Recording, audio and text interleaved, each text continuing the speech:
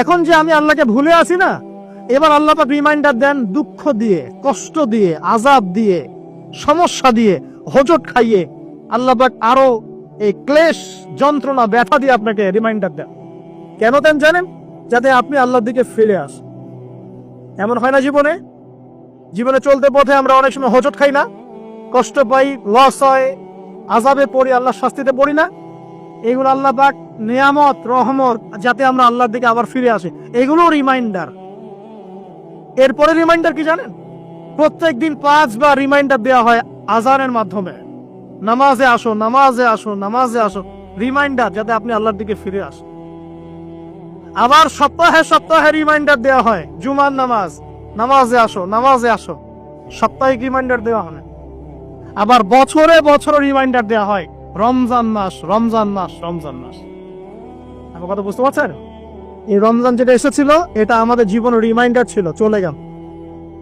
চলে যে গেল, সে আমাদের মতো মানে গাদ্দার না।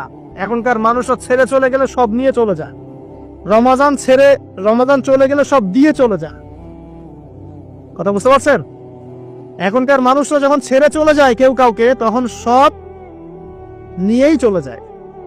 এই যে আপনার গার্লফ্রেন্ড ছেড়ে চলে গেছে, সব নিয়ে চলে গেছে না? না কিছু দিয়ে গেছে? স্মৃতি দিয়ে গেছে নাকি? ওই স্মৃতিতে যুবকরা এখন গান বাজনা করে আর গাঁজা খায়, ইয়াবা খায়। তো এখনকার বিচ্ছেদগুলো এমন হয়, বিচ্ছেদের মধ্যে দিয়ে সবই নিয়ে চলে যায়। কিন্তু রমাদান এমন নয়, রমাদান চলে গেলে সব দিয়ে চলে যায়।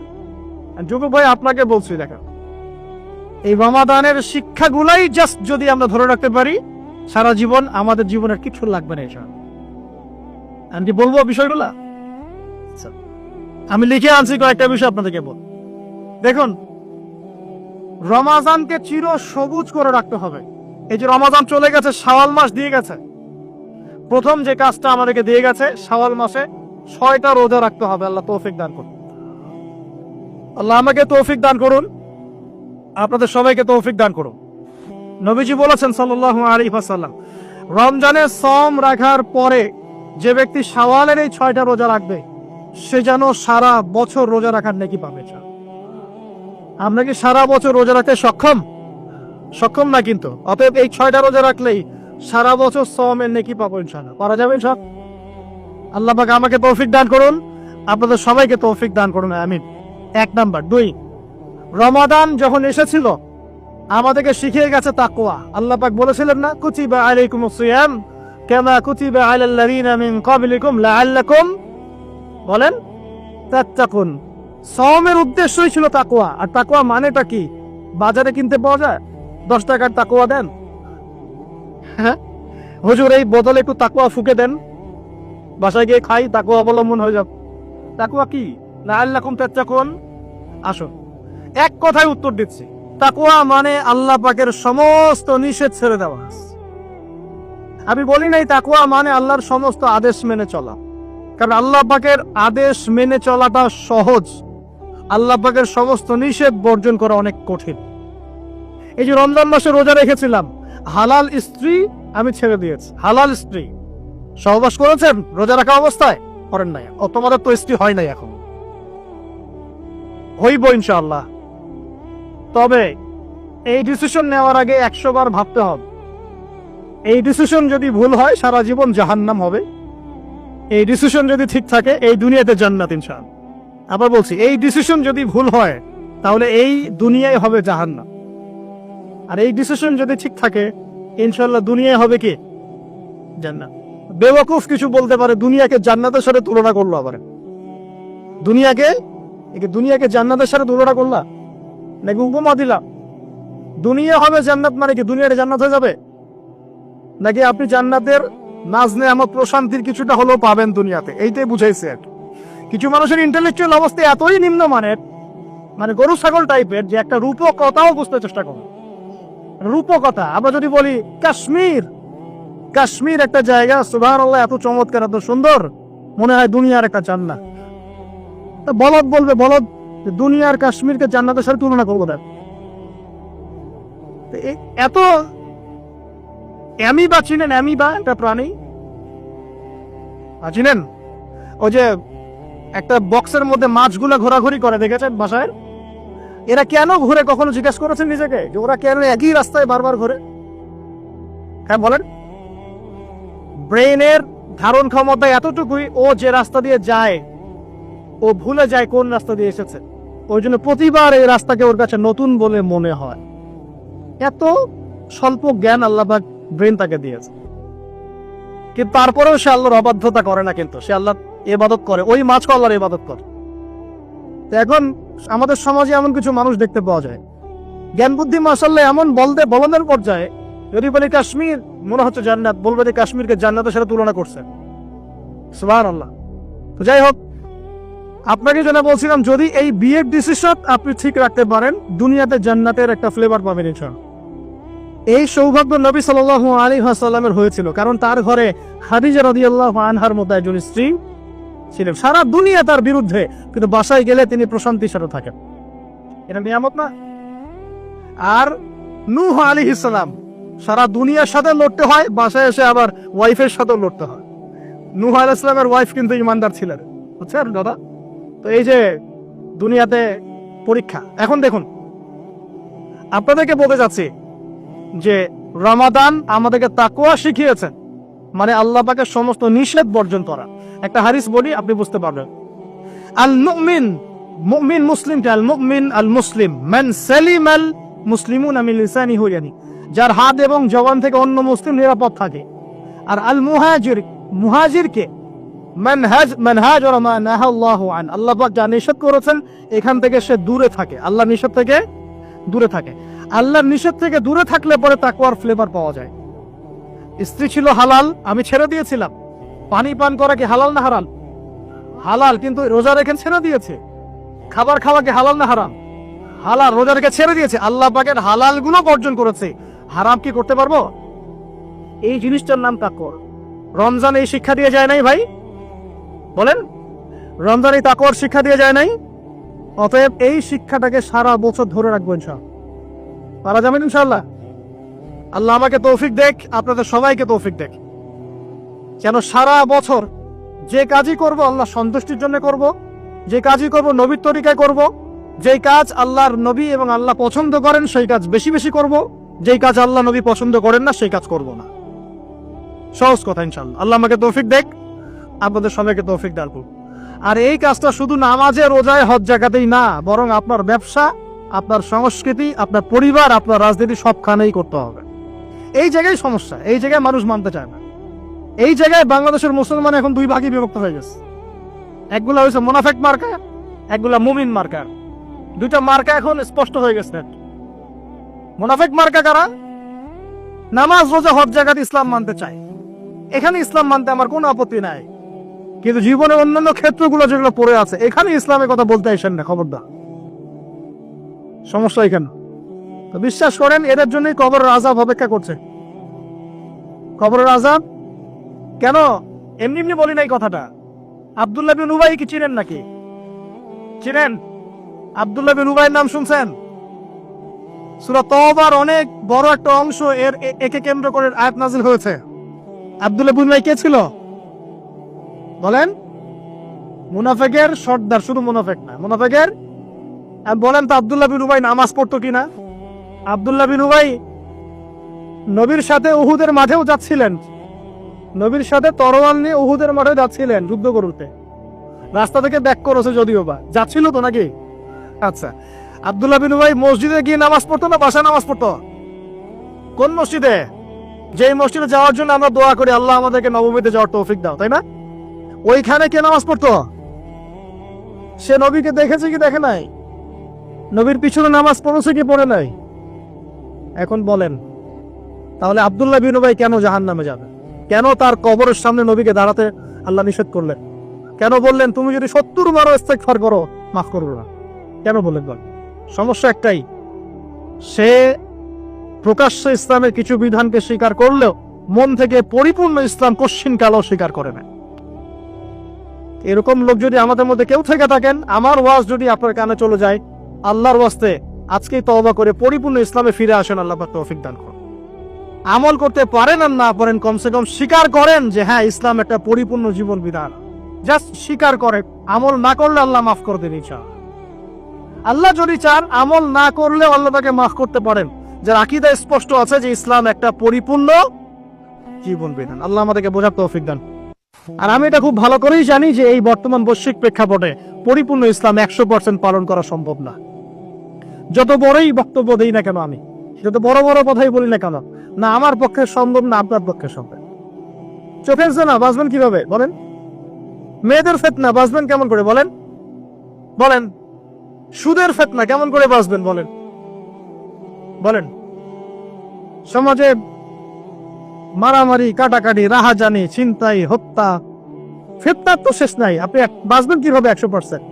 এখানে সূরা তালাকের একটা আয়াত আমি আপনাকে বলতে চাই, এতে আপনি আশা পাবেন ইনশাআল্লাহ। সেটা কি? আল্লাহ পাক বলেছেন ফাত্তাকুল্লাহা মাসতাতা'তুম। হে মুসলিম মুমিনরা, তোমরা সাধ্যমতো আল্লাহকে ভয় করে চলো। পারা যাবে না ইনশাআল্লাহ? এরপরে বাকিটা আল্লাহকে বলবো, আল্লাহ আমি চেষ্টা করেছি, আমার ভাইরা চেষ্টা করেছে, আল্লাহ আমরা দিনের আমল করেছি, জ্ঞান অর্জন করেছি, দাওয়াতি কাজ করার চেষ্টা করেছি, আল্লাহ এতটুকু পেরেছি, বাকিটা তুমি মাফ করে দাও। আল্লাহ মাফ করবেন ইনশাআল্লাহ। 99টা খুন করার পর যদি আল্লাহ মাফ করতে পারেন, একজন ব্যভিচারিণী মহিলাকে যদি আল্লাহ পাক এক কুকুরকে পানি পান করানোর জন্য মাফ করতে পারে, আমাকে আপনাকে মাফ করতে পারেন না? অবশ্যই পারেন ইনশাআল্লাহ। তবে চেষ্টাটা আল্লাহ পাক দেখবেন। আল্লাহ পাক আমাদেরকে চেষ্টা করার তৌফিক দান করুন। প্রিয় ভাই, 1 নাম্বার রমাদান দিয়ে গেছে কি আমাদেরকে? তাকওয়া। কি দিয়ে গেছে ভাই? ছেড়ে দিব না সারা বছর ধরে রাখবো? তাকওয়া মানে আল্লাহর নিষেধগুলো পা বেঁচে বেঁচে চলা। আল্লাহর নিষেধ যেখানে সেখানে পা দেওয়া যাবে না। আল্লাহ তৌফিক দান করুন। আমিন। রমজানকে চিরসবুজ করে রাখবো ইনশাআল্লাহ, যেটাকে আমরা বলি এভারগ্রিন রমাদান। রমাদান হবে চিরসবুজ ইনশাআল্লাহ। সারা বছরই রমাদানের ফ্লেভার থাকবে ইনশাআল্লাহ। তখনই হবে জীবনটা কিসের মতো? হ্যাঁ, জান্নাতি মানুষের মতো ইনশাআল্লাহ। তখনই হবে জীবনটা জান্নাতি মানুষের মতো। 1 নাম্বার। 2, রমাদান দিয়ে গেছে প্রিয় ভাই আমাদেরকে আল্লাহর জন্য ত্যাগের শিক্ষা। 2 নাম্বার, আল্লাহর জন্য ত্যাগের শিক্ষা মানে রমাদান মাসে আমরা খাবার ছেড়ে দিয়েছি, স্ত্রী সহবাস ছেড়েছি, পানি ছেড়েছি, মিথ্যা কথা বলা ছেড়েছি, মাপে কম দেওয়া ছেড়েছি। কার জন্য ছাড়ছি ভাই এগুলা? মানুষের জন্য? স্ত্রী সন্তানের জন্য? সমাজে মানুষ আমাকে একটা বড় হাজী সাহেব ডাকবে এই জন্য? কার জন্য ছাড়ছি বলেন তো? এই যে আল্লাহর জন্য ত্যাগের মানসিকতা শিখিয়ে গেছে রমাদান, সারা বছর ধরে রাখবো ইনশাআল্লাহ। রাজি আছি? 1 নাম্বার, শাওয়ালে 6 রোজা রাখবো ইনশাআল্লাহ, সারা বছর রোজা রাখার সওয়াব পাবো। 2 নাম্বার, রমাদানের শিক্ষা ছিল তাকওয়া, সারা বছর তাকওয়া ধরে রাখবো ইনশাআল্লাহ। 3 নাম্বার, রমাদান শিখিয়েছে আল্লাহর জন্য ত্যাগের মহিমা। আল্লাহর জন্য আমরা ত্যাগ করা শিখবো, ছেড়ে দেওয়া শিখবো ইনশাআল্লাহ। আর আমি আমার ক্ষুদ্র জীবনে অভিজ্ঞতা থেকে দেখেছি, ছেড়ে দেওয়ার মধ্যে সুখ আছে। মনে করেন কেউ আপনি গালি দিয়েছে, তো আপনি অনেস্ট, আপনি সৎ এবং আপনি কোনো অন্যায় করেন না, আপনি মাজলুম, তারপরেও আল্লাহর সন্তুষ্টির জন্য ছেড়ে দিলে, আচ্ছা ছাড়, কিছু দিছে বা ওকে কিছু বললাম না, ছেড়ে। এই ছেড়ে দেওয়ার মধ্যে যে এত সুখ, এটা আপনি বুঝতে পারছেন না। এই সুখটা উপলব্ধি করেছেন স্বয়ং রাসূল সাল্লাল্লাহু আলাইহি ওয়াসাল্লাম। মক্কা বিজয়ের দিন ওই যে বহু মানুষ এসে কি বলেছিল? কি বলেছিল? ভয়ে কাঁপছে যে রাসূল সাল্লাল্লাহু আলাইহি ওয়াসাল্লাম তাদেরকে আবার মৃত্যুদণ্ড দেন কিনা, আছে না? আল্লাহ নবী বললেন যে লা তাসরিবা আলাইকুমুল ইয়াউমা, তোমাদের উপর আজকে আমার কোনো অভিযোগ নাই। ওয়া আনতুম তুলাকা, তোমরা মুক্ত, যাও, ছেড়ে দিন। এটা শান্তি। ইউসুফ আলাইহিস সালামের ভাইরা কুয়াতে ফেলে দিয়েছিল না? সেখান থেকে মিশরের বাজারে, সেখান থেকে রাজপ্রাসাদে, সেখান থেকে জেলখানায়, জেলখানা থেকে রাষ্ট্র ক্ষমতায়। কি লাইফ, ট্র্যাজেডি, লাইফের ট্র্যাজেডি দেখেছে। এখন ইউসুফ আলাইহিস সালাম যখন শেষে ভাইদেরকে চিনলেন, তিনি কি ভাইদের প্রতি প্রতিশোধ নিয়েছে? বলেছেন যাও, মাফ করে দিলাম, ছেড়ে। এটাই শান্তি। আল্লাহর জন্য ত্যাগের মহিমার মধ্যে শান্তি আছে। আল্লাহ পাক আমাদেরকে ত্যাগ করার তৌফিক দান করুন। তাই বলে সব জায়গায় আবার ত্যাগ করা যাবে না, এটাও মাথায় রাখতে হবে। বুঝতে পারছেন না কথা বলে? মনে করেন যে আপনার পরিবারে আপনার বোনকে কেউ টিস করেছে, নাউজুবিল্লাহ, ছেড়ে দিব? যা বাবা, তুই টিস করেছিস, যা, দিলাম, ছেড়ে রেখো। মনে করেন যে কারো সমাজের মধ্যে কাউকে ধর্ষণ করা হচ্ছে, নাউজুবিল্লাহ, আর আমরা বলবো যে যাক, মানবতা দেখালাম, ছেড়ে দিলাম, ইসলাম তো মানবতা ধর্ম, যাও ছেড়ে দিলাম, বললে হবে? সব জায়গায় ইসলাম মানবতা শেখায় না, কারণ কোন কোন জায়গায় মানবতা না শেখানোটাই ফরজ। একজন চোরের উপর আপনি কি মানবতা দেখাবেন? একজন ধর্ষকের উপর আপনি কি মানবতা দেখাবেন যে আরো ধর্ষণ করবো বা যা, উৎসাহ দিবেন? একজন খুনি, আপনি কি তাকে মানবতা দেখাবেন? না ফাঁসি দিবে?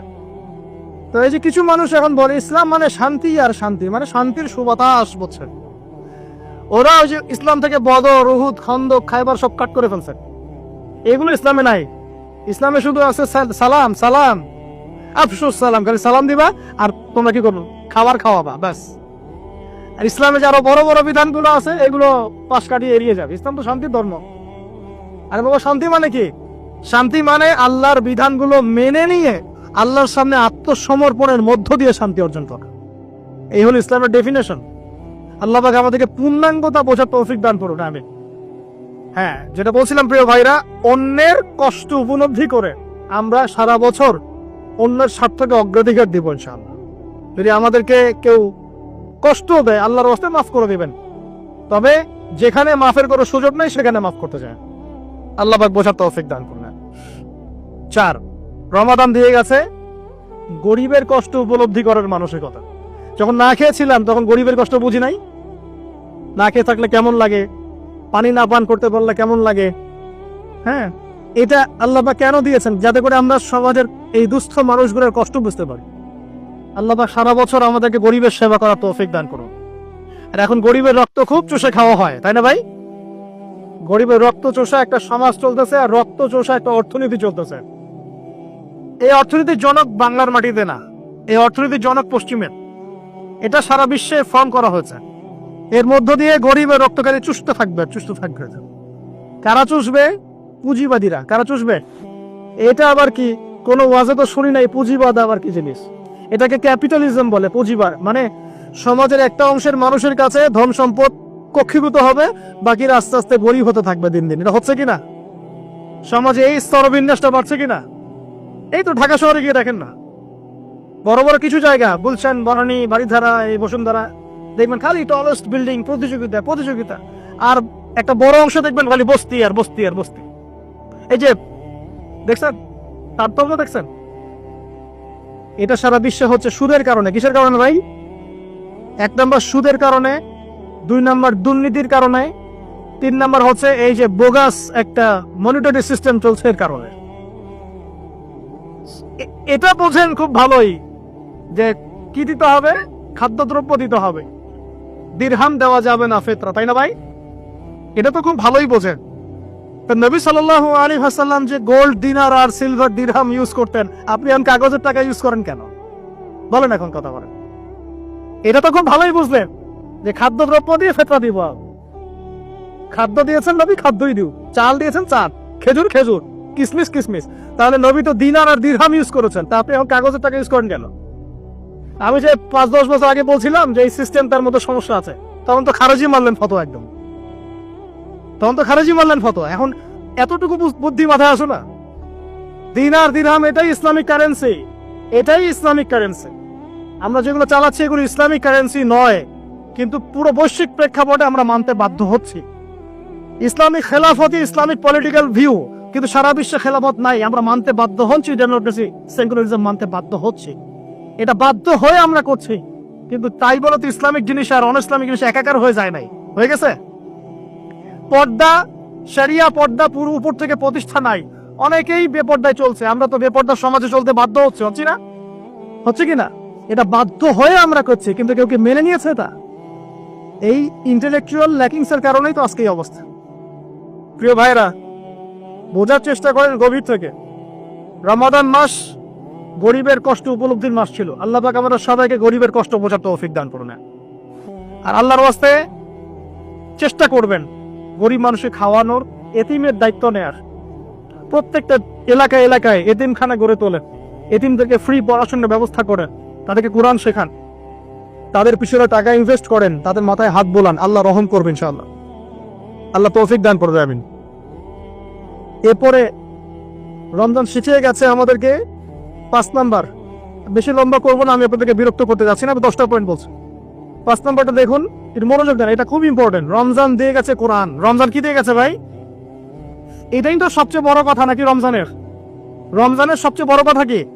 এই মাসে কি হয়েছে? কোরআন নাজিল হয়েছে। তো রমজান মাস চলে গেছে, আমরা কি কোরআনটাকে এখন বন্ধ করে রেখে দিব ভাই? রমাদান মাসে কারা কারা কোরআন খতম করেছেন হাত তোলেন দেখি।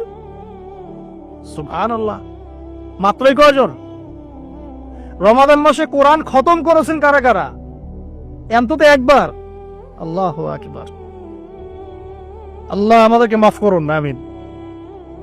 আল্লাহ আমাদেরকে মাফ করুন। আমি খুবই হতাশ হলাম। রমাদান মাসে কোরআন অন্তত একটা বার তো খতম করা উচিত ছিল নাকি ভাই? আচ্ছা, রমজানের সম রাখেন কেন জানেন? রমজান মাসে কোরআন নাজিল হয়েছে, এটা রমজানের সম্মান। আল্লাহ পাক বলেন নাই শাহরু রমাদান আল্লাযী উনজিলা ফীহিল কোরআন? আল্লাহ পাক বলেন নাই রমজান সেই মাস যেই মাসে কোরআন নাজিল হয়েছে? ইন্না আনজালনাহু ফী লাইলাতুল কদর, কদরের রাতে আমি কোরআন নাজিল করেছি। তাহলে রমাদান মাসে কোরআন পেয়েও যারা কোরআন পড়লো না, বুঝলো না, খতম করলো না, আমি তাদের জন্য আফসোস ছাড়া কিছু করতে পারছি না। আচ্ছা যাই হোক, যা করেছেন করেছেন, তওবা করা যাবে তো ইনশাআল্লাহ? আমার সাথে বলেন আস্তাগফিরুল্লাহ আল্লাযী লা ইলাহা ইল্লা হুয়াল হাইয়ুল কাইয়্যুম ওয়া আতুবু ইলাইহি। আল্লাহ আমাদের সবাইকে কোরআন তেলাওয়াত করার তৌফিক দান করো, সবাইকে কোরআন তেলাওয়াত শেখার তৌফিক দান করো। আর ভাই, যোগ্যতা অর্জন করে তো দিনের কাজ করতে হবে, আগে তো কোরআন তেলাওয়াত করা শিখতে হবে নাকি? আল্লাহ পাক সবাইকে কোরআন তেলাওয়াত শেখার তৌফিক দান করো, কোরআনের তাফসীর গুলো পড়ার তৌফিক দান করো। আল্লাহ পাক প্রতি মাসে কমপক্ষে একবার করে কোরআন খতম করার তৌফিক দান করো। আল্লাহর রাসূল রমজান মাসে কোরআন এক খতম করতেন। জিবরাইল আলাইহিস সালাম আসতেন, তিনি পড়তেন, তিনি শুনতেন, তিনি পড়তেন, তিনি শুনতেন। এভাবে তারা প্রতি রমাদানে কোরআন খতম করতেন কি না? তার মানে মাসে কোরআন খতম করা রাসূলের সুন্নাত না? তা আমরা কি এই সুন্নাতটা জীবিত করতে পারবো না ইনশাআল্লাহ? প্রত্যেকদিন এক পারা করে পড়লেই হয়ে যায়। এক পারা মানে 20 পৃষ্ঠা। এই হাফেজি কোরআনের 20 পৃষ্ঠা, সময় লাগবে সর্বোচ্চ 1 ঘন্টা থেকে 1.5 ঘন্টা, সর্বোচ্চ 1 ঘন্টা থেকে 1.5 ঘন্টা। যারা হাফেজ তাদের সময় লাগে আধা ঘন্টাও না, আধা ঘন্টা। পারবো না ভাই ইনশাআল্লাহ?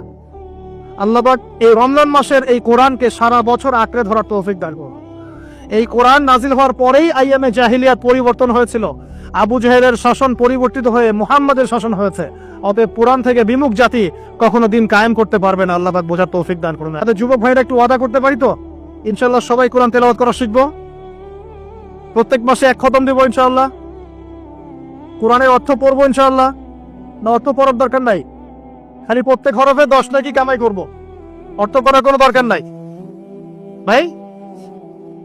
আচ্ছা যাক, কিছু মানুষ আবার রাগ করে অর্থ পড়তে বললে, কারণ স্বার্থ আছে। যদি আপনারা কোরআনের অর্থ পড়া শুরু করেন এবং হাদিস কিছু চর্চা করা শুরু করেন, দিনই পড়াশোনা করা শুরু করেন, তখন তো অনেক ধর্ম ব্যবসা বন্ধ হয়ে যাবে। কথা বুঝতে পারছেন না মনে? আপনারা যদি শিক্ষিত হওয়া শুরু করেন, কোরআনের A to Z অর্থ পড়া শেষ করেন, হাদিসগুলো পড়া শুরু করেন, ওলামায়ে কেরামের সাথে পরামর্শ করে বইপত্র পড়া শুরু করেন, হ্যাঁ, বিভিন্ন ইসলামিক কোর্সগুলো করতে থাকেন, আস্তে আস্তে আপনার যোগ্যতা বাড়বে। তখন তো আপনি কি করবেন না, ধর্মের নামে বিভ্রান্ত হতে চাইবেন না। অনেকে তখন ধর্ম ব্যবসাটা কি হবে, বন্ধ হয়ে যাবে। অতএব এই কারণে অনেকে চায় না যে মানুষ কোরআনের অর্থ বুঝুক। আমি আমার মন থেকে আপনাদেরকে রিকোয়েস্ট করছি, সবাই কোরআনের অর্থটা পড়ার চেষ্টা করেন। পারা যাবেন ইনশাআল্লাহ ভাই? আল্লাহ আমাকে তৌফিক দেখ, আপনাদের সবাইকে তৌফিক দান না। আর কমপক্ষে দিনে এক পারা করে কোরআন তেলাওয়াত করবেন। আল্লাহ মা বোনদেরকে তৌফিক দেখ, আপনাদের সবাইকে তৌফিক দান না। এটা হলো 5 নাম্বার। 6 লাইলাতুল কদর মনে আছে কোন দশকে ছিল? আচ্ছা, কি মনে হয় আপনাদের এবার কদর কততম রাতে ছিল? কি মনে হয় বলেন তো? কি বলেন? বেজত তো জানি। কার কার মনে হয় 21-এ ছিল? কার মনে হয় 23, 27, 29? কার কার কি মনে হয়? আমি আমার জীবনে, এবার আমি আমার অভিজ্ঞতা বলি, আমার জীবনে এইরকম রমাদান আমি কখনো কাটাই নাই। আমার কাছে মনে হয়েছে এই রমজানেও আল্লাহ আমাদের প্রতি নারাজ হয়ে আছে। পুরো রমজান চলে যাচ্ছে, বৃষ্টি হচ্ছে না, এই সামান্য একটু বৃষ্টি। অথচ রমজান মাস আসার আগেই পরিবেশ ঠান্ডা হয়ে যেত না? আগে রমজান মাসে কন্টিনিউয়াসলি বৃষ্টি হতো, স্পেশালি শেষের দশকে অনেক বৃষ্টি হতো, এবং বৃষ্টি ছিল একটা আলামত যেটা দেখে আমরা চিনতে পারতাম যেটা কদরের রাত হতে পারে। এবার চেনাই যাচ্ছে না। খেয়াল করে দেখেন নাই? গরম, আর আমরা তো ঢাকায় ছিলাম, গরমের তীব্রতায় থাকা যাচ্ছে, এসি থেকে বাইরে বেরিয়ে হওয়া যাচ্ছে। আল্লাহ পাক নারাজ, ইস্তিসকার দোয়া করা হচ্ছে, বৃষ্টি হচ্ছে না। চিন্তা করতে পারেন? আর এমনও যুগ ছিল যে ওলামায়ে কেরাম, মানে দিনের যারা রিপ্রেজেন্টেটিভ আলেম ওলামা, মুত্তাকি পরহেজগার ব্যক্তিরা আনাচে কানাচে দোয়া করতো, সাথে সাথে বৃষ্টির নামা শুরু। এমন হচ্ছিল না? শোনেন কেন হচ্ছে না? কারণ আমরা হয়তোবা এখনো সেই পর্যায়ের তাকওয়া, সেই পর্যায়ের আল্লাহ ভীতি এখন অর্জন করতে পারি নাই, যে আমরা দোয়া করলে সাথে সাথে কবুল হয়ে যায়। হয়তো বা আমাদের ভেতর অনেক ত্রুটি আছে, এই ত্রুটিগুলো আগে দূর করতে হবে। আল্লাহ পাক তৌফিক দান করুন।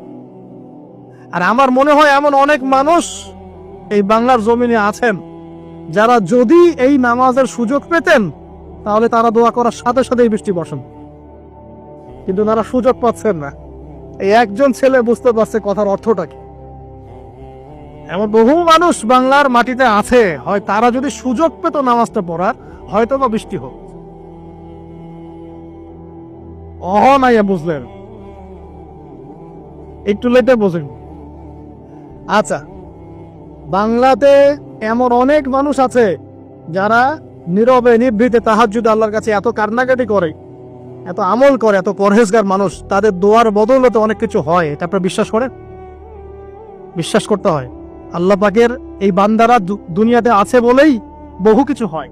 আল্লাহর অনেক আযাব গজব আল্লাহ পাক উঠিয়ে নেন। আর এখন যে অবস্থা হয়েছে, আমরা সবাই বেশিরভাগই, আমরা সবাই বলবো না, বেশিরভাগই আমরা সুবিধাবাদী মুসলিম হওয়ার চেষ্টা করছি। ইসলামের যে অংশগুলো পালন করলে খুব মজা লাগে এগুলো আমরা পালন করতে চাই, যেগুলো পালন করলে সমস্যা হতে পারে আমরা গায়ে দাগ লাগতে দিতে চাই না। মানে আমি চলবো ঠিক, গায়ে যেন একটা আচরণ না লাগে, কেউ ভালো মন্দ না বলে, গালিগালাজ না করে, সুন্দর মতো চলবো আর।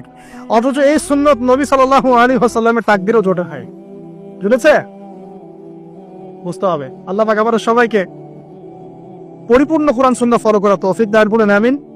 এই লাইলাতুল কদর নিয়ে কথা বলছিলাম, এটা পাওয়ার জন্য ইতিকাফ করেছিলাম কিনা? অনেকে করেছেন। রাত জেগেছেন কিনা? এই যে রাত্রি জাগরণ করার যে ব্যাপারটা, এটা কি রমজানের শিক্ষা? রমজানের ছেড়ে যাওয়া একটা চেতনা কেমন? রাত জাগরণের মধ্য দিয়ে আল্লাহকে পাওয়া যায়। তারাবি পড়েছেন, তাহাজ্জুদ পড়েছেন না? এই তাহাজ্জুদে আপনি আল্লাহর কাছে চেয়েছেন, দোয়া করেছেন, আল্লাহকে ডেকেছেন, জিকির করেছেন, তখন আল্লাহর সাথে আপনার একটা গভীর সম্পর্ক ছিল না? এই সম্পর্ক রমজান যাওয়ার সাথে সাথে কি বন্ধ করে দিব? না সারা বছর ধরে রাখবো ইনশাআল্লাহ? আচ্ছা, 7 নম্বর ভাই, রমাদানে আল্লাহ রাব্বুল আলামিন আমাদের অনেককেই কিন্তু তারাবি পড়ার তৌফিক দিয়েছেন, দেন নাই? এখন তারাবি এবং নামাজের বিষয়টা কেমন ছিল? আমরা একটা ঐক্যবদ্ধভাবে কাজ করেছি না? একসাথে সবাই মিলে তারাবি পড়েছি, একসাথে আমরা সালাত পড়েছি। এই রমজানের এই যে ঐক্যের শিক্ষাটা, এই শিক্ষাটা কিন্তু রমজান চলে যাওয়ার সাথে সাথেই আমরা আবার বিভক্ত হওয়া শুরু করি। আমরা এই তারাবি, সালাত, জামাতে সালাত, সাদাকাতুল ফিতর, ঈদের জামাত, এগুলোর মধ্যে একটা শিক্ষা নিব, সেটা হলো ঐক্যের চেতনা। কিসের চেতনা ভাই? আমরা সমাজের মধ্যে একটা ঐক্য নিয়ে আসার চেষ্টা করবো। আল্লাহ পাক তৌফিক এনায়েত করুন, বলি আমিন। 8 নম্বর, রমজান মাসে আমরা যাকাত দিয়েছি অনেকে, সাদাকাও করেছেন অনেকে। দান সাদাকা বেশি বেশি করেছেন, যাকাত দিয়েছেন, সাদাকাতুল ফিতর দিয়েছেন, মাশাআল্লাহ।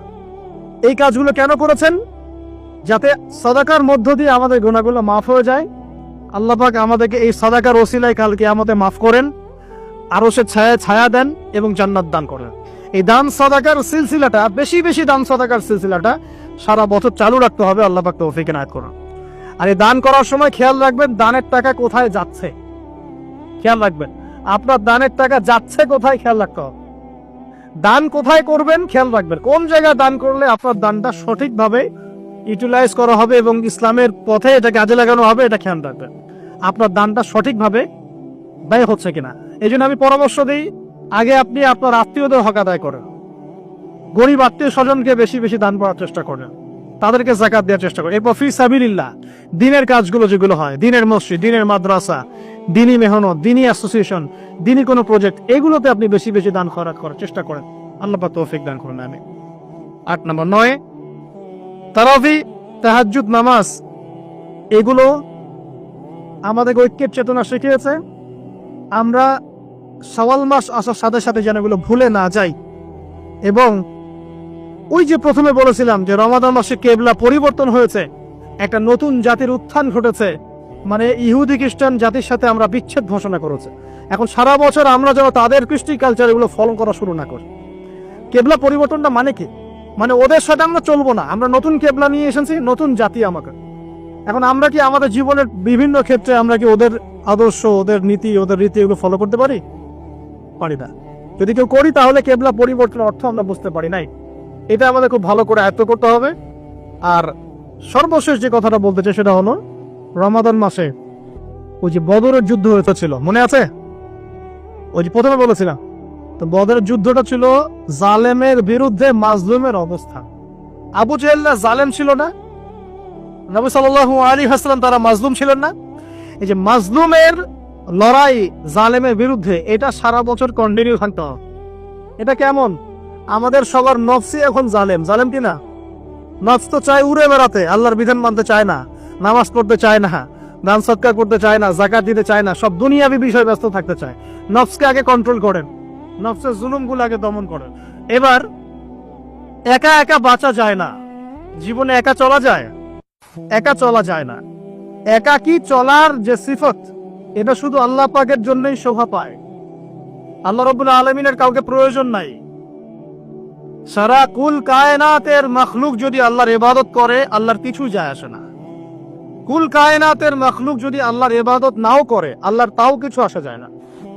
সমস্ত মখলুক যদি আল্লাহর কাছে চাওয়া শুরু করে, আল্লাহ সবার চাওয়া এট দ্য সেম টাইম পূরণ করে দেন, আল্লাহর খাজানার যাররা পরিমাণ কমে যাবে না। কমে যাবে? আল্লাহ পাক কি আমাদের মুখাপেক্ষী? না, সমস্ত সৃষ্টি আল্লাহর মুখাপেক্ষী। আল্লাহু আহাদুন, আর কি আল্লাহুস সামাদ। আচ্ছা, আল্লাহ পাকের আমাদেরকে প্রয়োজন নাই, কিন্তু আমাদের আল্লাহকে প্রয়োজন আছে। একা থাকা এটা আল্লাহ পাকের পক্ষে সম্ভব হলে আমাদের পক্ষে সম্ভব নয়। আদম আলাইহিস সালামকে সঙ্গিনী দেয়া হলো, তার নাম কি? হাওয়া আলাইহিস সালাম। দুজনে জান্নাতে থাকতে লাগলেন। আল্লাহ পাক বলে দিলেন, তোমরা জান্নাতে থাকো, খাও, যা ইচ্ছা করো, শুধু একটা জিনিস করো না, ওয়ালা তাকরাবা হাদিহিস শাজারা, এই গাছের কাছেও যেও না। যদি যাও আল্লাহর সীমা লঙ্ঘন হয়ে যাবে, সমস্যা, তোমরা জুলুম করে বসবে। এর আগে একটা ঘটনা ঘটেছে। নাম শিক্ষা দেওয়ার পরে আল্লাহ পাক ফেরেশতাদের সামনে আমাদের পিতাকে উপস্থাপন করেছে। ফেরেশতা মণ্ডলীর সবাইকে বলা হয়েছে সিজদা করো। সবাই সিজদা করেছে, একজন সত্তা সিজদা করে নাই, সে কে? ইবলিস। এখন ইবলিস কি ফেরেশতা ছিল? এখন এই আয়াত থেকে কেউ যদি দলিল দেয়, এখন আল্লাহ পাক বললেন, ওয়াইস কুলনা লিল মালাইকাতি ইসজুদু লি আদম ফাসাজাদু ইল্লা ইবলিস। আল্লাহ পাক বলছেন, আমি সমস্ত ফেরেশতাদেরকে বললাম তোমরা আদমকে সিজদা করো, ফাসাজাদু, সবাই সিজদা করলো, ইল্লা ইবলিস, ইবলিস ছাড়া। তাহলে এখানে কেউ যদি বলে ইবলিসও ফেরেশতা, এই আয়াত থেকে দলিল দেয় আপনাকে? সবসময় কোরআন এবং হাদিসের নাম্বার পেশ করে দলিল দিলেই সেটা অকাট্য হয় না। কথা কি বুঝতে পারছেন? হাদিস নাম্বার বললাম এত, আয়াতের নাম্বার বললাম এত, আপনার মাথা ঘুরে গেল, বাপ রে বাপ, তো মহাপণ্ডিত মানুষ আয়াত নাম্বার মেনশন করে দলিল দিয়ে গেল। এই আয়াত থেকে কেউ যদি বলে ইবলিসও ছিল ফেরেশতা, নাউজুবিল্লাহ, সম্ভব? এখন সে কি ছিল এটা জানতে হলে সূরা কাহাফে যেতে হবে। ওখানে গিয়ে দেখা যাবে আল্লাহ বলছেন, কানা মিনাল জিন, সে ছিল জিনদের একজন। ফাফাসাকা আন আমরি রাব্বি, সে তার রবের আদেশকে লঙ্ঘন করেছে। এই দুই আয়াত এবং এর সম্পৃক্ত অন্যান্য আয়াতগুলো একত্রিত করলে আমরা দেখি সে ফেরেশতা ছিল না, সে ছিল কি? যে তার মানে শরীয়তের যখন কোনো মাসলা মাসাইল নেবেন, ফরজ, ওয়াজিব, সুন্নাত, মুস্তাহাব যেটাই হোক না কেন, সবগুলো দলিলকে আগে একত্রিত করা শিখতে হবে। বাংলাদেশের মাটিতে একটা বড় সমস্যা হচ্ছে আংশিক দলিল নিয়ে আমরা লাফাই বেশি। আংশিক দলিল নিয়ে তো লাফালাফি কেন? একটা মাসআলার সমস্ত আয়াত এবং সমস্ত হাদিসগুলো একত্রিত করা শিখতে হবে আগে, তারপরে মাসলা ইস্তেমবার করতে হবে। কেউ বলছে কানের মতো, কেউ বলছে পায়ের মতো, কেউ বলছে হাতের মতো। এই প্রবলেমটা সমাজে হয় না? এখন সমস্ত আয়াত এবং সমস্ত হাদিস একসাথে একজন ব্যক্তির পক্ষে জানা কতটা সহজ? খুব সহজ না কঠিন?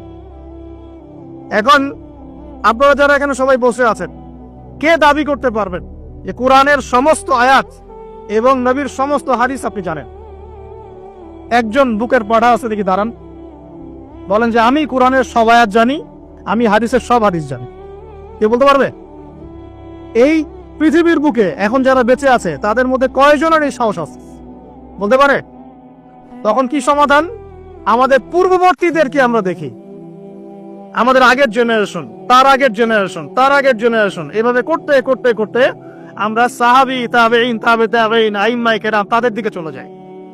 তারা কি মাসআলার কি ফতোয়া দিয়েছেন, কোন ফতোয়া কি মাসআলা দিয়েছেন, আমরা তাদেরকে দেখা শুরু করব। কারণ তারা সেই জেনারেশন যারা দাবি করতে পারেন বা যাদের দাবিটা অকাট্য হতে পারে যে আমরা কোরআন এবং হাদিসের গভীর জ্ঞান রাখি, আলহামদুলিল্লাহ, তাদের মতো জ্ঞান আমরা রাখি।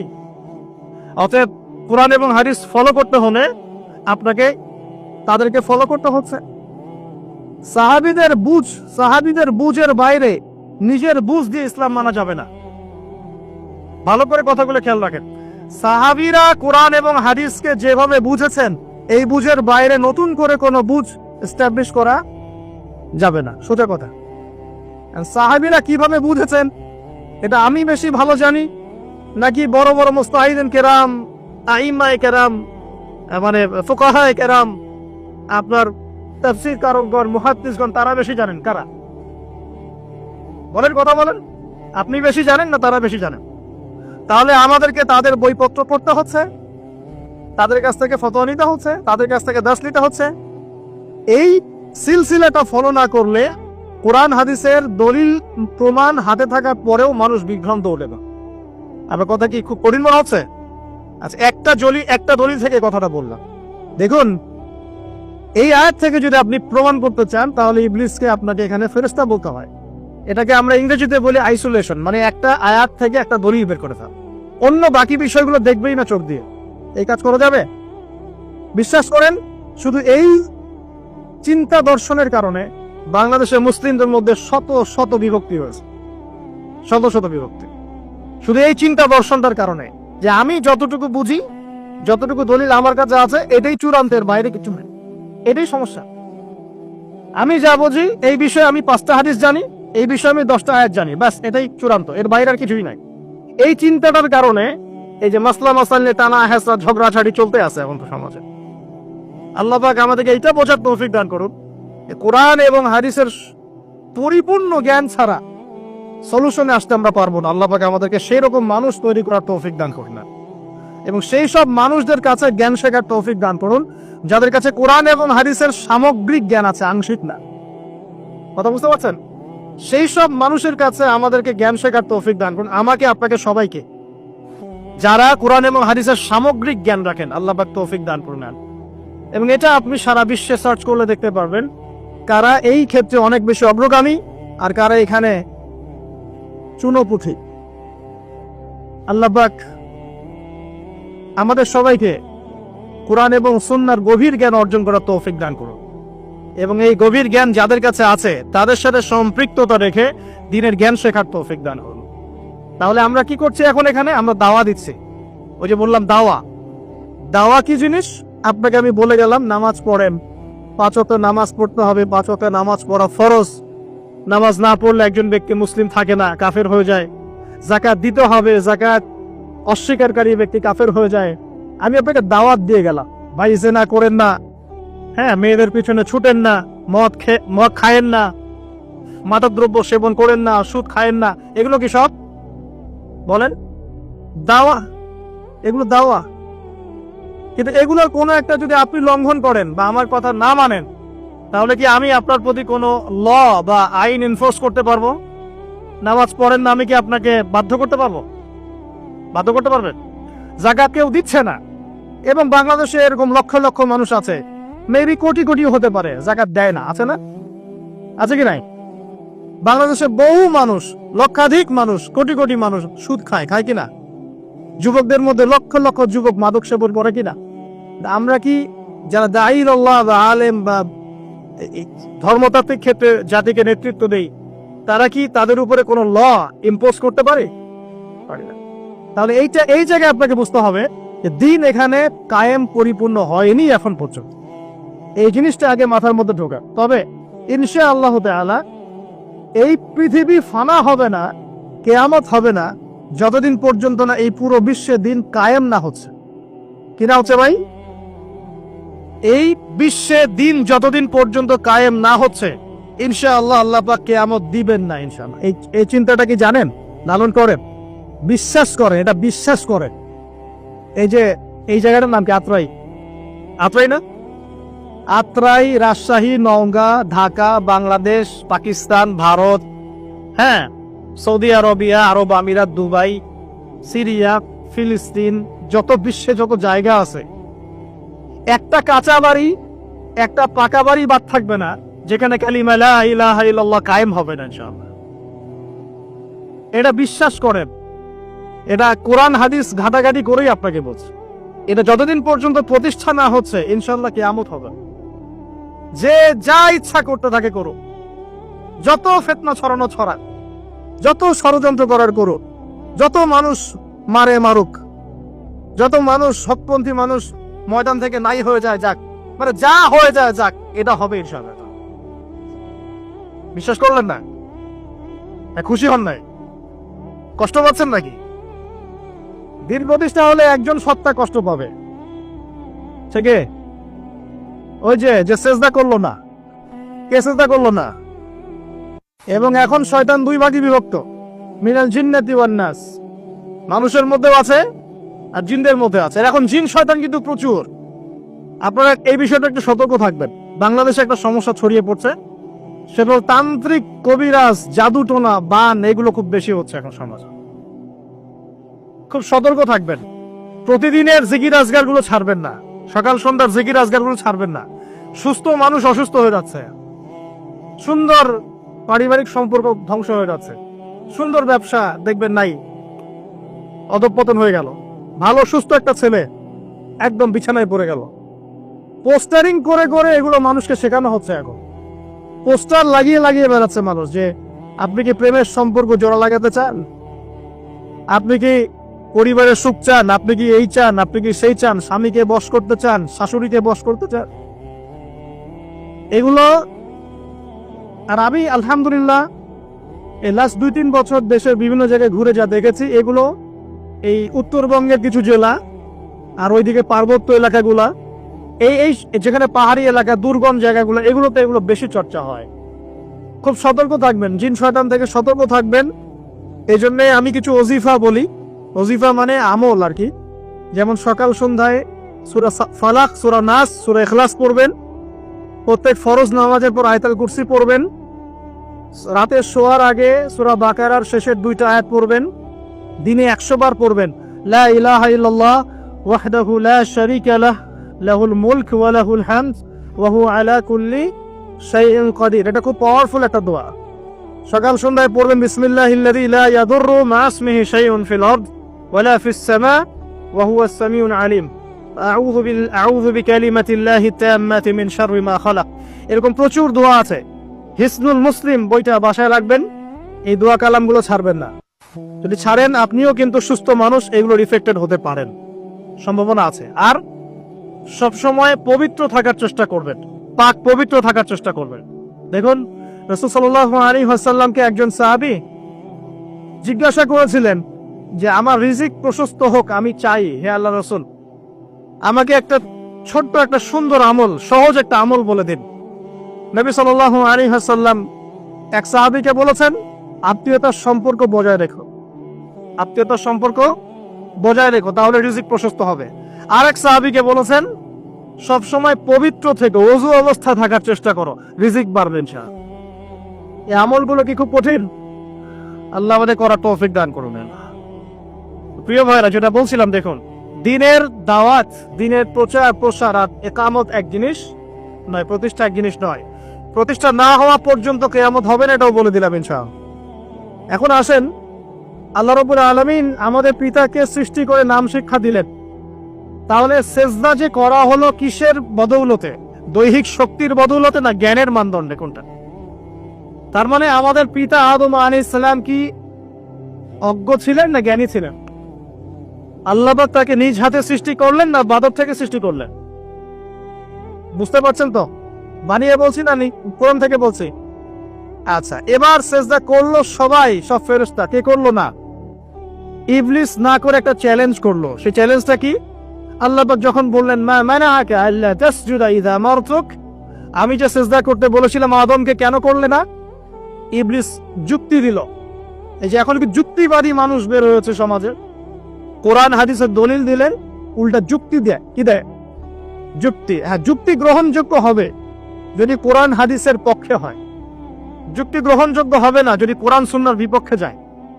এখন ইবলিস যুক্তি দিচ্ছে খলাকতানি মিন নার, খলাকতাহু মিন তিন, আল্লাহ আপনি আমাকে সৃষ্টি করেছেন আগুন থেকে, আর আদমকে সৃষ্টি করেছেন মাটি থেকে। তাহলে আমি কেন আদমকে সিজদা করব? এখানে আদম আমার চেয়ে কি কম উন্নত, আমি আদমের চেয়ে বেশি সুপিরিয়র, সেটা প্রমাণ করতে চাইছেন। আসলে কি তাই? এখানে কে কাকে কি দিয়ে সৃষ্টি করেছে এটা বেশি ইম্পর্টেন্ট না আল্লাহ পাকের হুকুমটা বেশি ইম্পর্টেন্ট? আল্লাহ বলেছেন নামাজ পড়তে পড়তে হবে, এত যুক্তি খোঁজার দরকার নাই তো আমার। কেন পড়বো, শারীরিক উপকারিতা কি, মানসিক উপকারিতা কি, এত কিছু খোঁজারই তো দরকার নাই। আল্লাহ বলেছেন পড়তে, বাস পড়তে হবে।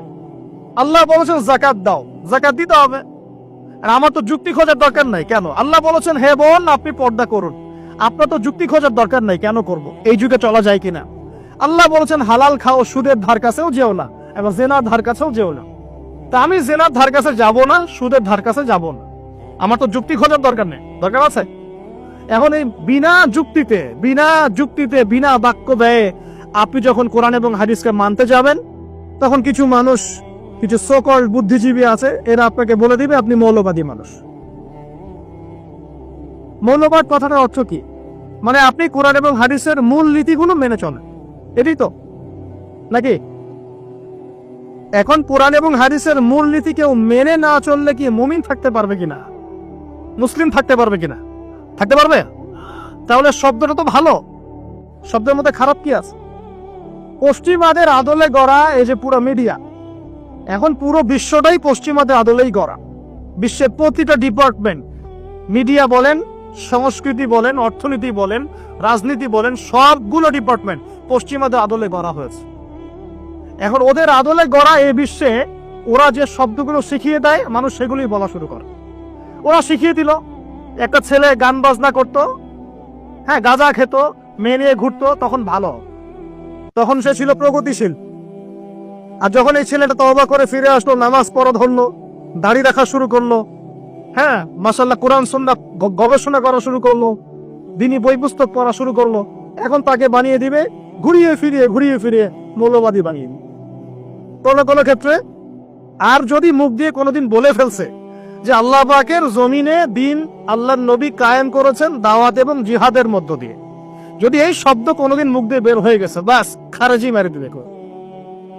আর আপনাদের সমাজে খারেজি খোঁজার কিছু মেশিন আছে, ফ্যাক্টরি, ওদেরকে ডলার দিয়ে কেনা হয়েছে, খোলামেলা বলে দিলাম, ডলার দিয়ে কেনা হয়েছে, একটা এজেন্ডা দেওয়া হয়েছে, দেখবা কারা কারা এই শব্দ বলে বেড়ায়, সবগুলোকে ধরবার ঢোকা পারো।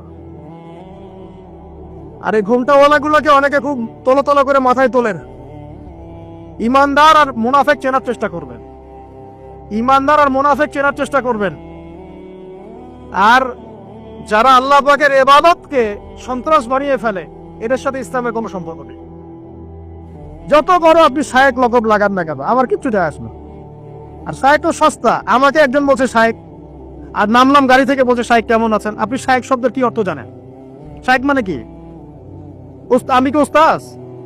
শায়েক মানে যদি ধরেন বৃদ্ধ, আমি কি বৃদ্ধ? মানে মা সবাই ঢালাও শায়েক এখন। আর এমনও শায়েক দেখেছি প্রোগ্রামও করেছে, কুরআনই তো তেলাওয়াত করতে পারে না, বিশুদ্ধ করে কুরআনই তেলাওয়াত করতে পারে না। কোরআনের মদ, মাখরাজ, তাজবিদ এগুলো ঠিক হচ্ছে না, কোথায় ইখফা হয়, কোথায় গুন্না হয়, কোথায় টানতে হয়, কোথায় টানতে হয় না, কোন অক্ষরের উচ্চারণ কেমন কি, এতটুকুই জানছে না। আপনি তো মাথায় তুলে বসে রাখছেন, দেখে নিয়ে আসছেন। বাংলাদেশে তো আকাল পড়ে গেল, দেশে বাইরে থেকে নিয়ে আসতে হবে। এখন বাংলাদেশে আকাল পড়ে গেছে আলেম ওলামার, সুবহানাল্লাহ। দায়ী হওয়া ভালো জিনিস, কিন্তু দায়ীদের উচিত না আলেমদের মতো জায়গায় যা নিজেকে জাহির করা। দায়ী আর আলেম এক জিনিস নয়। দায়ী হওয়া ঠিক আছে, আপনি দাওয়াতি কাজ করেন না, সমস্যা কোথায়? নিজেকে আলেম পরিচয় দিচ্ছেন কেন? এত বড় আলেম আমি, বাহাসে আসো, আমার সাথে বসো। বাহাসের কি বুঝেন আপনি? বড় বড় বাহাসের কিতাবগুলো তো পড়তে দিলেই পড়তে পারবেন না। এবারত সামনে খুলে দেওয়া মিশকাতুল মাসাবি পড়তেই পারবে না, এবারতে তো পড়তে পারবে না। সামনে খুলে দেখ সহিহ বুখারী রিডিং পড়তে পারবে, রিডিং চ্যালেঞ্জ করলাম, রিডিং পড়তে পারবে না। এত সহজ মনে করেছেন নাকি? এবারত পড়া শিখতে 10 বছর লাগে, 8 বছর লাগে। আমি এখনো শিখছি। যত শিখছি আমি একটা জিনিসই ফিল করছি, যে ইসলামের জ্ঞানের মনে হয় 10% আমি এখন অর্জন করতে পারি। আর আপনারা আমাকে নিয়ে এত মাতামাতি করেন কেন? বড় বড় ওলামায়ে কেরামদেরকে নিয়ে এসে ওয়াজ শুনবেন, খোলামেলা বলছি, বড় বড় ওলামায়ে কেরামদেরকে নিয়ে ওয়াজ শুনবেন। আল্লামা তকি উসমানের নাম শুনেছেন? মানুষ নামই শোনেন। জগৎ বিখ্যাত একজন নাম শুনেছেন? শোনেন নাই। বড় বড় ওলামায়ে কেরাম, মানে যাদের কাছে কোরআন, হাদিস, উসুল, ফিক, আকীদার গভীর জ্ঞান আছে, এই ওলামায়ে কেরাম এবং তাদের ছাত্রদেরকে নিয়ে এসে ওয়াজ শোনেন। আমাদের কাছ থেকে কি পাবেন? দাওয়াত। ওই যে বললাম দাওয়াত, ভাই নামাজ করেন, যাকাত দেন, সুদের কাছেও যায়েন না, জেনার কাছেও যায়েন না। এখন ইকামত কে করবে? প্রতিষ্ঠা আপনাকে করতে হবে। আপনার দায়িত্ব আছে কি নাই? দায়িত্ব নাই? সব কি আমাদের দায়ীদের, আলেমদের, এই ইমাম সাহেব সবাই তাদের দায়িত্ব? ব্যক্তিগতভাবে আমাদের দায়িত্ব নাই? তাহলে ভাই একটু আমার সাথে নিয়াত করতে পারি কি, আগামী রমজান আসার আগেই পুরা কোরআনটা অন্তত একবার পড়ে শেষ করবো ইনশাল্লাহ, অর্থসহ করবো ইনশাল্লাহ। হাদিসের মধ্যে সহজ সহজ হাদিসের বইগুলো কমপক্ষে পড়বো ইনশাআল্লাহ। বাসায় মেশকাত বই আছে, মেশকাতুল মাসাবি বই আছে, রিয়াদুস সালেহিন বই আছে, বুলুগুল মারাম আছে, ফয়জুল কালাম আছে। আল্লাহর ওয়াস্তে বইগুলো কিনেন, এগুলো প্রাথমিক বই। একদিনের ওয়াজ শুনে আপনি কি করবেন বলেন? না এই ওয়াজ করে যাচ্ছে 1 ঘন্টা 1.5 ঘন্টা, মনে করেন কি করবেন ওয়াজ শুনে? আপনি যদি নিজেকে পরিবর্তন না করতে পারেন। পরিবর্তন করতে হবে কিনা ভাই? কথা রাগ করছেন নাকি? একটু রাগ কইরেন, সমস্যা নাই, কারণ ইনশাআল্লাহ এখন থেকে সব খোলামেলা কথা হবে, কারো ভালো লাগুক আর না লাগুক। আর একবার যেখানে যাব, পরের বার সেখানে যাওয়ার আশা পোষণ করছি না এখন থেকে। যা বলার একবারই বলে আসতো।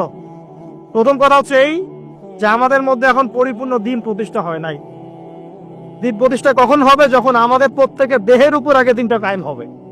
আমরা সবাই আগে কোরআন তেলাওয়াত করা শিখবো, নামাজি হব, পরিবারকে পর্দায় রাখবো, নিজের পরিবারের দিন প্রতিষ্ঠা করব, হালাল খাবো, আমরা মানুষের ক্ষতি করব না, ইসলামের দাওয়াতি কাজ করে ইসলামকে এগিয়ে নিব। আস্তে আস্তে পরিবার থেকে পরিবার, সমাজ থেকে সমাজ, এটা ছড়াতে ছড়াতে পুরো বিশ্বে ছড়াবে ইনশাআল্লাহ। রাজি আছে কিনা ইনশাআল্লাহ? এই যাত্রায় একা একা চললে হবে না, আপনাদের সঙ্গ লাগবে কিনা? আর যারা আমাদের ঊর্ধ্বতন থাকবেন তাদের সাথে গন্ডগোল করতে যায়, বরং মানুষকে নসিহত করতে হবে, দাওয়াত দিতে হবে। আল্লাহ যদি চান, আল্লাহ রাব্বুল আলামিন এই মানুষগুলোর মধ্য থেকেও ওমর রাদিয়াল্লাহু আনহুর মতো মানুষ বের করতে পারেন কিনা? আমভাবে সবার প্রতি দাওয়াত থাকবে, আসুন আমরা সবাই পরিপূর্ণ ইসলামে প্রবেশ করার চেষ্টা করি। আল্লাহ তৌফিক দান। যে যে জায়গায় আছি সেখান থেকেই পরিপূর্ণ ইসলামে প্রবেশ করার চেষ্টা করি। আল্লাহ আমাদের তৌফিক দান করুন। আর আমরা আপোষে এত মতবিরোধে যাব না। এত কেন মতবিরোধ? রমজান আসার আগে 10টা মাসলা নিয়ে মতবিরোধ, রমজান আসলে তারাবি নিয়ে মতবিরোধ, শেষ দশকে ফিতরা নিয়ে মতবিরোধ, শেষে আবার টাকা দিয়ে দিব না চাল দিয়ে দিব তাই নিয়ে মানে মতবিরোধের কোনো শেষ নাই নাকি আমাদের? আমরা কি কিয়ামত পর্যন্ত এগুলাই করতে থাকবো নাকি? একটু বলেন তো, মাথায় কি আমাদের ঘেলু বলতে কিছুই নাই এখন? আমরা কি এগুলাই করতে থাকবো? কোরআন এবং হাদিস কি আংশিক না সামগ্রিক? আপনাদের কি মনে হয় যে কোরআন এবং হাদিসে আল্লাহ রাব্বুল আলামিন তার রাসূলের মাধ্যমে আমাদেরকে বৈচিত্র্য দেন নাই? বৈচিত্র্য, কোরআন এবং হাদিসে বৈচিত্র্য আছে, কিন্তু বৈচিত্র্য আছে। আপনি জোহরের আগে 2 রাকাত সুন্নত পড়েছেন, একদম সহিহ দলিল থেকে প্রমাণিত। এখন আমি 4 রাকাত সুন্নত পড়েছি, মানে আপনারটা সঠিক আমারটা ভুল, তাই না? নাকি আমারটা সঠিক আপনারটা ভুল? বলেন। আর কিছু মানুষ বলবে 2টা কেমনে ঠিক হয়? ঠিক হলে একটা হবে। আসলে এমন মাথা মোটা মানুষ কিছু। পয়সার কয়টা পার্ট থাকে? একটা দিক না 2টা দিক থাকে? মানে একটা পিঠ দেখে যদি বলে 2 পাশেই শাপলা, পরিবার কোনো নাই, 2 পাশেই শাপলা হবে? এই সমস্যাটা কেন হচ্ছে? আংশিক জ্ঞানের কারণে হচ্ছে। পরিপূর্ণ জ্ঞান অর্জন করতে হলে অনেক গভীরে ঢুকতে হবে, এবং সেই পরিপূর্ণ জ্ঞান এই বিশ্বে যারা অর্জন করার চেষ্টা করছেন তাদের কাছ থেকে জ্ঞান শিক্ষা নেন। আল্লাহ পাক তৌফিক দান করুন। জানি না কিভাবে বললে আপনারা বুঝবো, তবে আমাদের এখন সবচেয়ে বেশি প্রয়োজন হচ্ছে নিজেদের ব্যক্তি জীবনে ইসলামকে প্রতিষ্ঠা করা, পরিবারের মধ্যে ইসলামটা প্রতিষ্ঠা করা, হালাল হারাম মেনে চলা, যুবকরা স্পেশালি মাদকের ধার কাছে না যাওয়া, জীবনটাকে আল্লাহর জন্য উৎসর্গ করার মানসিকতা তৈরি করা, এবং মহিলাদেরকে শিক্ষিত করে তোলা যাতে পরিবারটা শিক্ষিত হয়, এবং উম্মার মধ্যে এই বিভক্তিগুলোকে কমানোর চেষ্টা করা। যারা বিভক্তি বাড়ানোর চেষ্টা করে এদেরকে বয়কট করা শুরু করে। বিভক্তি যারা বাড়াতে চায়, খালি বাড়াতে চায়, এগুলো বন্ধ করেন আল্লাহর ওয়াস্তে। বিশ্বাস করেন, যদি সামর্থ্য থাকতো এই বাহাসগুলোকে লাইভ প্রচার করা যেত সারা দেশব্যাপী, সবাই ঘরে ঘরে বসে দেখবে যে আসলে কোন মাসালাটা সর্বাধিক সঠিক, তারপর তারাই সিদ্ধান্ত নেবে যে কোনটা করবো কোনটা করবো। বসবে না কেন? চাপ দিয়ে বসানো যায় প্রশাসনিক ক্ষমতা থাকলে। সমাজের মধ্যে ফিতনা হচ্ছে, ঝামেলা সৃষ্টি করা হচ্ছে, উভয় পক্ষকে চাপ দিয়ে বসানো যায়, বসবি না কেন? তারপরে উভয় পক্ষের মধ্যে মোনাজারা হবে এবং রাষ্ট্রীয়ভাবে সবার ঘরে সেটা দেখানো হবে। সব জনগণ দেখবে যে কোনটা সঠিক কোনটা বেঠিক। একজন উস্কাই দিবে, আর একজন বাসে বসতে চাইলে বসবে না, আমি তো তোমার সাথে বসবো না, তুমি জাহেল। একজন উস্কাই দিবে আর বসতে চাইলে আর একজন অপরপক্ষ বলবে বসতে হবে, সে বলবে না আমি বসবো না, তুমি তো জাহেল, তোমার সাথে বসা যাবে না। আবার এই নে কে বলবে প্রশাসনিক অনুমতি নিয়ে আসেন তাহলে বসবো না, কেউ এই কেউ সেই। কিন্তু এদিকে আবার জনগণ কিন্তু বিভ্রান্ত হচ্ছে, জনগণের মাথা খারাপ। আরে এক আলেম এই কথা বলে, আরেকজন এই বলে, একটা সে বলে, একটা সে বলে, তাই না? চাপ দিয়ে বসানো দরকার। বসবে না কেন? বসা দাও একদম প্রোটোকল দিয়ে, তারপরে এটাকে প্রচার করতে হবে জনগণের সবার সামনে। দেখি কে কার কত হেলমেট দৌড় আছে, একদম তখন দেখা যাবে কার কত হেলমেট দৌড় আছে। তারপর যেটা সঠিক জনগণ সবাই বুঝে নেবে যে কোনটা সঠিক কোনটা বেঠিক। এরপর যেটা বেঠিক প্রমাণিত হবে, তারপর যদি মাঠে আসে দাওয়াতি কাজ করতে, পিটাই সোজা করতে হবে। আদারওয়াইজ আপনি সমাজে ঐক্য আনতে পারবেন। এই ফেতনা চলতেই আছে, প্রতিটা মাস্তানি ফেতনা, প্রতিটা মাস্তানি ফেতনা। যুব সমাজ এখন কি চায় জানেন? এই ছেলেগুলা এখন আল্লাহকে চিনতে চায়। তারা জীবনকে নিয়ে হতাশ, মাদকের ভয়াল থাবাতে হতাশ, কেউ মিউজিক করে, কেউ প্রেমিকার পিছনে ছোটে, কেউ পলিটিক্যালি পার্টির সাথে যুক্ত হয়ে মারামারি করছে রাস্তাঘাটে। তারা আল্লাহকে পেতে চায়, আল্লাহর কাছে যেতে চায়। আর ওরা যখন আল্লাহর কাছে যায়, পর্দা করে একটু স্বামীর আনুগত্য করে খেয়ে পরে বেঁচে জান্নাত পেতে চায়। সাধারণ মানুষ কি চায়? আমরা নামাজ রোজা হজ জায়গা ঠিকঠাক মতো করবো, সত্য পথে চলবো, কারো ক্ষতি করবো না, আল্লাহর কাছে গিয়ে জান্নাত আশা করি। এতটুকু চান না? এইটুকু চাওয়ার মধ্যে এত সমস্যা কিসের? এটা তো সহজ জিনিস। এই সহজ রাস্তাটাকে আমরা এত কঠিন করছি কেন? কেন আমরা ধর্মকে এত কঠিন করছি?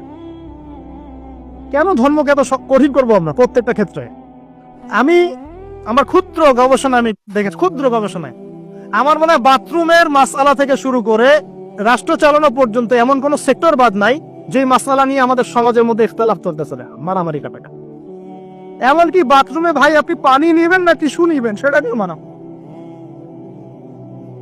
আপনার কি মনে হয় এগুলো এমনি এমনি হচ্ছে? এগুলো জিন শয়তানের প্রভাব আছে, মানুষ শয়তানের প্রভাব আছে। আর এগুলো যখন চলতে থাকি, ইসলামের বিরোধী শক্তিরা গাছের আড়ালে গিয়ে মুচকি মুচকি হাসে, দেখ ওরা কি করে। দিন কায়েম তো দূরের কথা, দেখ ওরা আপোষে মারামারি করে শেষ হয়ে যাচ্ছে। এমন হচ্ছে না ভাই? এগুলো কি খুব ভালো হচ্ছে? তাহলে সমাধান কি? আমি কিছু আমার ক্ষুদ্র জ্ঞানে বল। নিজে আগে পড়াশোনা করেন, নিজেকে পড়তে হবে।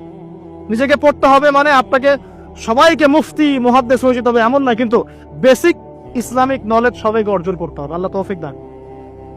এরপর সেই সব ওলামায়ে কেরামের কাছে ইলম নেবেন, যে ওলামায়ে কেরামের কাছে কোরআন সুন্নাহর গভীর জ্ঞান আছে, একদম গভীর জ্ঞান। গভীর জ্ঞান বুঝবেন কিভাবে? যখন আপনি নিজে পড়াশোনা করা শুরু করবেন, তখন আস্তে আস্তে আপনি বুঝতে পারবেন যে কার মধ্যে কতটুকু জ্ঞান আছে। ইনশাআল্লাহ গভীর জ্ঞান মানে তার কাছে কোরআন সুন্নাহ উসুল আকীদা ফিকহ বিশ্ব অর্থনীতি রাজনীতি সবকিছুর একটা সামগ্রিক জ্ঞান আছে। এগুলোকে বলা হয় গভীর জ্ঞান। আংশিক জ্ঞানকে গভীর জ্ঞান বলা হয় না। আর সবসময় ডিগ্রি সার্টিফিকেট সবকিছু নয়, কখনো কখনো আল্লাহর পক্ষ থেকে মানুষের কাছে জ্ঞান আসে, এই জ্ঞানটাকে মূল্যায়ন করতে হবে। আল্লাহ বোঝার তৌফিক দান। এরপরে নিজে আপনি হালাল হারাম মেনে চলেন, অন্যের ক্ষতি করার মানসিকতা বর্জন করেন। ঝগড়াঝাটি করা, কন্দল করা, গীবত করা, তহমত দেয়া, অন্যকে অপবাদ দেয়া, এগুলো থেকে নিজেকে পবিত্র রাখেন। আল্লাহ আপনাকে সঠিক পথ দেখাবেন ইনশাআল্লাহ। তবে এগুলো করলেই যে সব একদম 100% সমাধান হয়ে যাবে তাও নয়, কারণ এটাই শেষ জামানা, এটাই ফিতনা, এটাই দুনিয়া, এটাই ফিতনা, এটাই পরীক্ষা, যে এই উম্মার মধ্যে এরকম মতবিরোধ চলতে থাকবে। এর মধ্যে আপনাকে সঠিক পথ খুঁজে বের করতে হবে। আল্লাহ পাক আমাদের সবাইকে তৌফিক দান করুন একটা খোলা মন নিয়ে ইসলাম চর্চা করার, ইসলাম আমল করার, প্রচার করার, প্রসার করার। আল্লাহ আমাকে এবং আপনাদেরকে কবুল করুন, আমিন।